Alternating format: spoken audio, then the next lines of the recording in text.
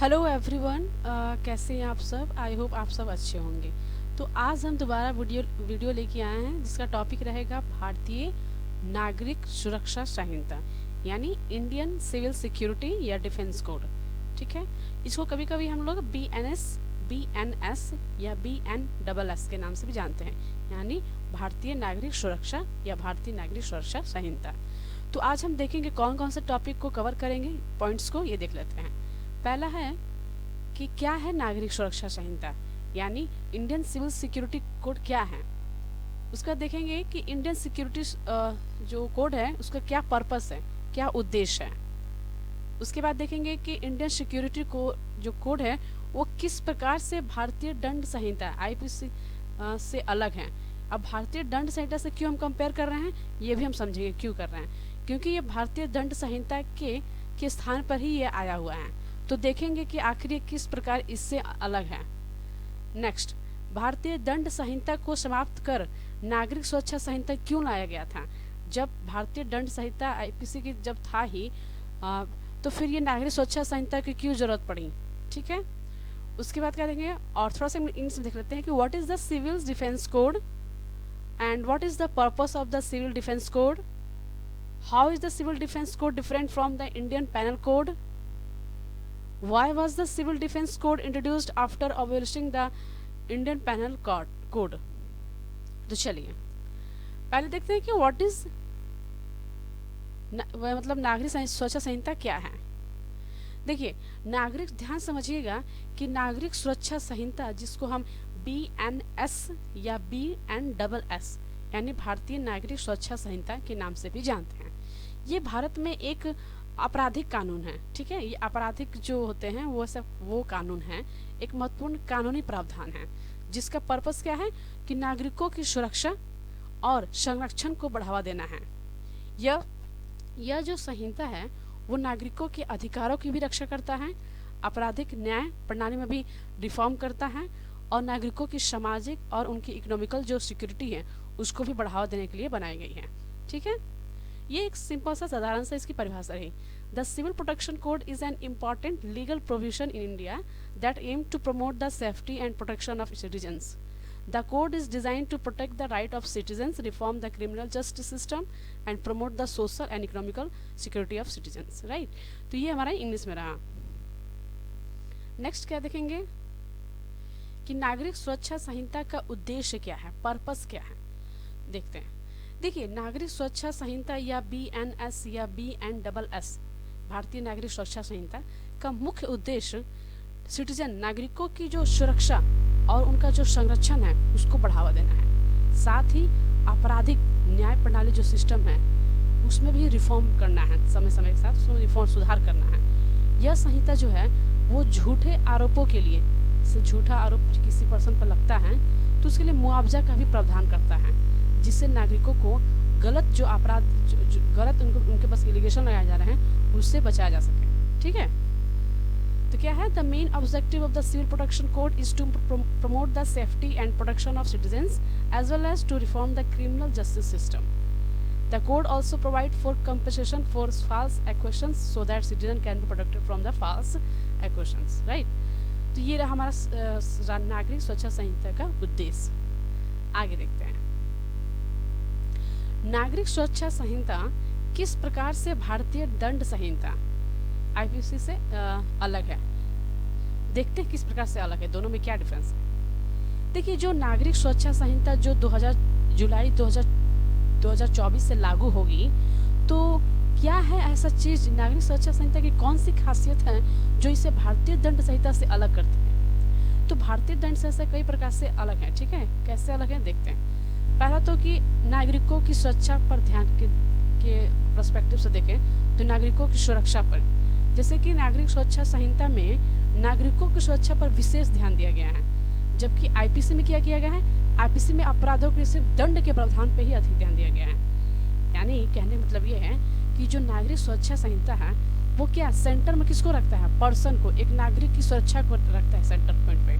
लेकिन जब IPC है वो क्या करता है, वो एक पर्सन को ना रखने के बजाय अपराधों के दंड के जो प्रावधान है उस पर अधिक बल दिया है, किस तरह दंड देना है, क्या दंड देना है, कैसे दंड देना है, वो ज़्यादा देते हैं। ठीक है। नेक्स्ट, आपराधिक न्याय प्रणाली में सुधार, यानी कि क्रिमिनल सिस्टम में सुधार करता है। नागरिक सुरक्षा संहिता जो है वो आपराधिक न्याय प्रणाली में सुधार के लिए कई प्रावधान भी किए हैं, जैसे कि झूठे आरोपों के लिए मुआवजा का प्रावधान, यानी कि जब दो पक्ष हैं जिसमें से एक पक्ष गलत नहीं है फिर भी उस पर झूठे आरोप लगाए जा रहे हैं, तो ऐसी स्थिति में अब ये जो नागरिक सुरक्षा संहिता है वो मुआवजे का भी प्रावधान करेगा, राइट। उसके बाद नागरिकों के अधिकारों की भी रक्षा करेगा, यानी कि नागरिक सुरक्षा संहिता BNS या BNSS जो है वो नागरिकों के अधिकार, उनके जो राइट्स हैं उनका रक्षा के लिए कई प्रावधान किए हैं, जैसे कि नागरिकों की गोपनीयता का भी रक्षा करना, यानी कि उनके जो आपसी मुद्दे हैं, जो बातें हैं, उनको गुप्त बनाए रखना, ठीक है। नेक्स्ट, आधुनिक समय की आवश्यकताओं को अनुसार चलना, यानी कि आज आधुनिक समय मॉडर्न एरिया में जो चीज़ें जो नीड है उनको फुलफिल करना। नागरिक सुरक्षा संहिता आधुनिक समय की आवश्यकताओं के अनुसार ही बनाई गई है, जैसे कि साइबर अपराधों के लिए प्रावधान। देखिए जो ये IPC थी वो क्या था, वो गतिशील नहीं थी, जैसे कि समय के अनुसार क्या क्या चीज़ें चाहिए हमें और किस चीज़ों को हमें रिफॉर्म करके क्या लाना चाहिए वो उस पर केंद्रित नहीं थी। लेकिन जो ये जो है नागरिक सुरक्षा संहिता वाला है, ये क्या है, ये समय के साथ जो भी प्रॉब्लम आते हैं, जो भी आवश्यकताएं हैं उन पर विचार करते हैं, जैसे कि अभी साइबर अपराध बहुत ज़्यादा बढ़ गया है ना, तो उस पर भी काम करती है।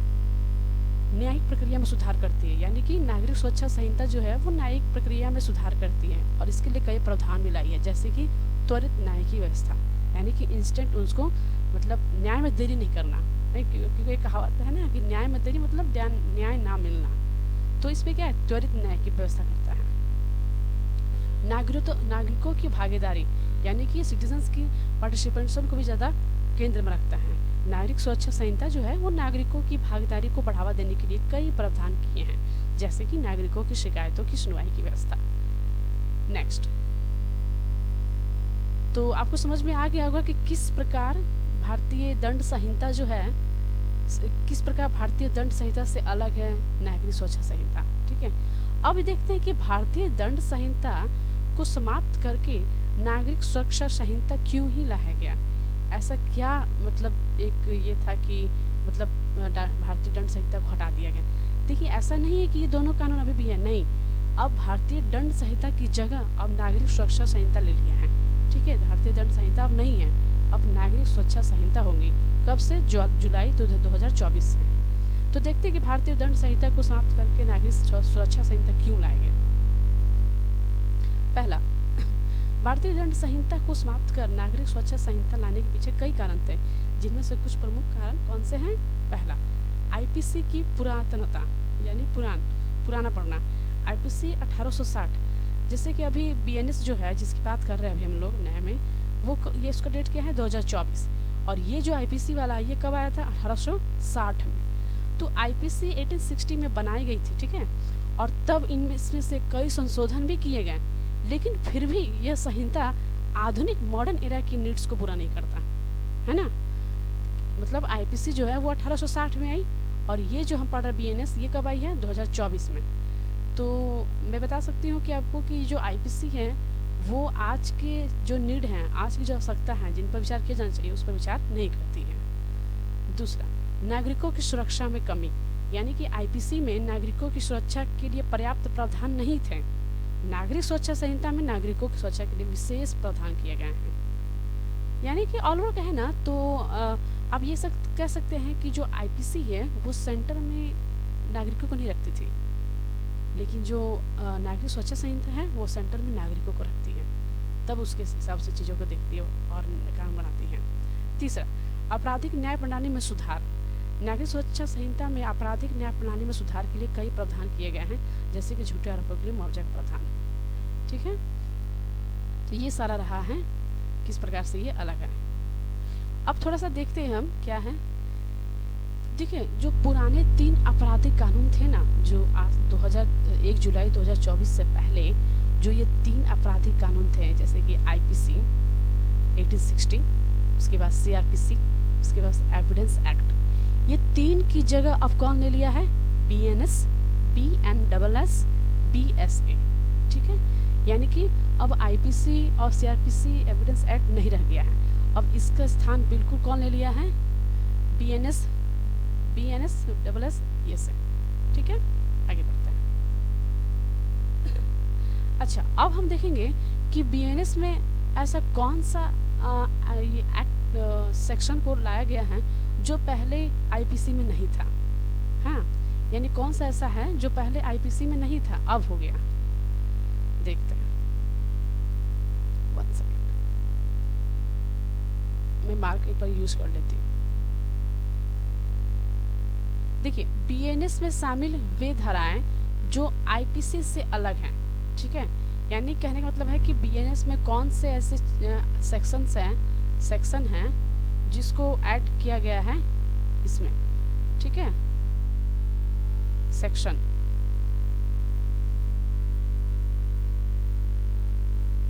तो देखते हैं, पहला 2 का 3 यानी चाइल्ड यानी बाल शब्द का प्रयोग किया गया है BNS में।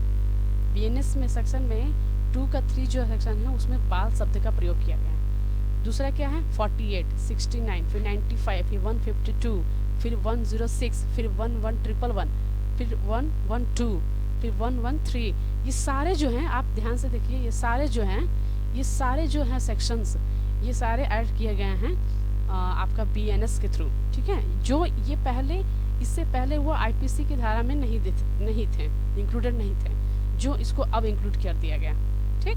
आगे बढ़ते हैं। तो हिंदी में देख लेते हैं, बाल शब्द का प्रयोग किया गया। एक बार आप इसको रीड कर लीजिएगा क्योंकि बहुत ही लंबा चार्ट जैसा बना हुआ है, तो आप एक बार देख लीजिए खुद से कि धारा 48 क्या है। भारत में अपराध के लिए भारत से बाहर उकसाना, ये सब चीज़ें इसमें इंक्लूड की गई हैं। तो ये बहुत सारा है, एक बार आप इसको पढ़ लीजिएगा अच्छे से, तो समझ में आ जाएगा कि कौन सी चीज़ें धारा हैं जो पहले नहीं थी लेकिन अब आ चुकी हैं। ये सब सारी चीज़ें हैं, ये सारे रहे, ये इसका इंग्लिश में है। तो हम कह सकते हैं कि BNS में टोटल अभी नया आया हुआ है BNS, भारतीय नागरिक सुरक्षा संहिता, इनमें टोटल 20 चैप्टर और 358 सेक्शन हैं। यानी याद रखिएगा कि टोटल कितने ये हैं, टोटल 20 चैप्टर और 368 सेक्शन हैं, सॉरी 358 सेक्शन हैं। लेकिन इससे पहले जो था वो इतना नहीं था, ठीक है। अभी जो ऐड किए गए वो ज्यादा हैं। आगे बढ़ते हैं, ये सारा रीड कर लीजिएगा। तो देखिए, मैं एक चार्ट बना के ले आई हूँ कि topic, old law, IPC, new law, BNS और की चेंजेस एंड कमेंट। तो हमने ला दिया है कि ओल्ड लॉ में मतलब जो पुराने जो थे IPC, इसमें क्या क्या थे, और न्यू जो लॉ आया है BNS 2, ये इसमें क्या क्या है, और इनकी की चेंजेस क्या है, मतलब मुख्य कौन कौन से चेंजेस लाए गए हैं, परिवर्तन क्या क्या हैं, ये सारे लाए गए हैं। तो ये एक बार पढ़ लीजिएगा। यानी क्या है, पहला क्या है कि section 124A penalised act undetermined the government authority. लेकिन वही न्यू लॉ क्या बोलता है, replace radiation with provisions targeting activities threatening national sovereignty and integrity. तो ये सारा वही है जो मैंने पिछले अपने वो मेंशन किया है धारा के साथ, वो सारा वही है। लेकिन मैंने एक जगह इसको इकट्ठा ला दिया ताकि पढ़ने और समझने में इजी हो। तो आगे बढ़ते हैं। तो देखिए, एक टॉपिक कंप्लीट हो गया। तो हमने क्या समझा कि IPC जो पहले के जो IPC जो कोड थे, संहिता थी, वो अब हट चुके हैं, जो 1860 में लाए गए थे, 1860 से ही चली आ रही थी। अब उसको हटाकर क्या ला दिया गया, BNS या BNSS, यानी कि भारतीय नागरिक सुरक्षा संहिता। इसमें ये बहुत करंट का है, और आप याद रखिएगा कि अब IPC फॉलो नहीं होगा, अब BNS ही फॉलो होगा, और नहीं, यही एक कानून बनकर आया है, ठीक है। तो आई होप आपको समझ में आ गया। Thank you.